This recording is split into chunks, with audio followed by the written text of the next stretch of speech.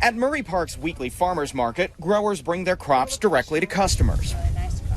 A new study from Utah State University offers up some interesting insight on farmers' feelings about the Great Salt Lake. What's built up is this misconception that maybe they don't care so much about the water, and that wasn't what we found. I'm Ben Winslow in Murray. The study says farmers feel like scapegoats who are being asked to disproportionately change their behaviors to save the lake when everyone's facing a common problem: unrestrained growth.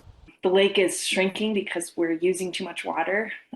Farmland is also shrinking, and the same problem is happening to farmland as is to lake water. The Great Salt Lake is shrinking as a result of water diversions, drought, and impacts from climate change. But agriculture is Utah's top water user, and some pretty water-intensive crops like alfalfa are grown here. Should alfalfa have been started to be grown in the desert? Probably not.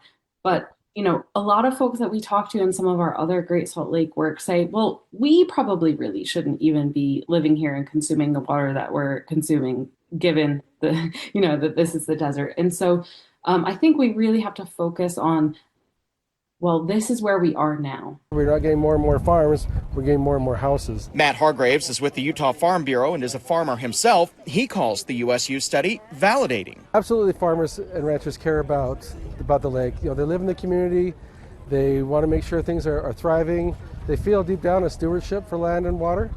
But sometimes some of the conversations that have gone about kind of paint solely point the finger at agriculture solely. My constituents feel like they have a target on their back by the legislature and by other folks who are unwilling to work with them. Senator Nate Blouin has been critical of agriculture's water use, and he tells me he's planning new legislation to try to get more water to the Great Salt Lake.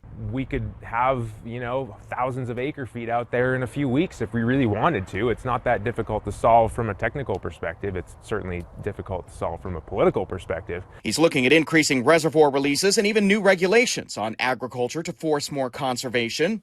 Really trying to throw in a lot of big proposals probably that frankly are, not going to be supported by a lot of people, I don't think, in the legislature. But I think the population, the folks I represent, really want to see this sort of thing happen. The Utah Farm Bureau believes existing efforts to get farmers to switch to new water-saving technologies are working.